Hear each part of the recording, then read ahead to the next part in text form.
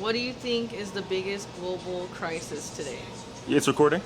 I think so. Is the time in the top left Yeah, corner? yeah. Okay, that's how you know. What is the biggest global crisis today? Yeah. I think people aren't talking enough and listening to each other. I feel like we're talking at each other, but we're not really like talking about things. Something that he mentioned, which I thought was really important, is just like unresolved feelings build resentment. And I feel like the world we're in today is a world full of people who resent each other and who are mad at each other about a lot of stuff. And you might be mad at me about stuff I didn't even do, my stuff my parents did, imagine. My grandparents did. But then it's like, there's still a lot of grief and trauma, that people have had to deal with no one to blame or hold accountable. And I feel like stuff like that is the kind of stuff we don't talk enough about. But I feel like at scale, that's like what you're talking about when you're talking about war.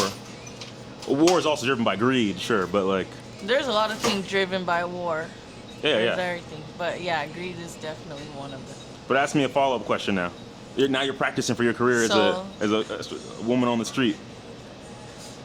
So, you think everybody's talking at each other, not with each other. So, what's one thing that we can do to change that or practice that in our everyday lives to make us more aware? I think disagreeing more with each other without like wanting to be right. Yeah. I think- Discussing, Yeah, like okay, that's Yeah. how you see it. Like why you see it like that, It might not make any kind of sense to you, right? Yeah. But I think just being able to listen to each other is what it comes down to at the end of the day. I think beyond that, participate in this, like right now we've had people submit from India, from Nigeria, from Kenya, and then I've been here in Denver.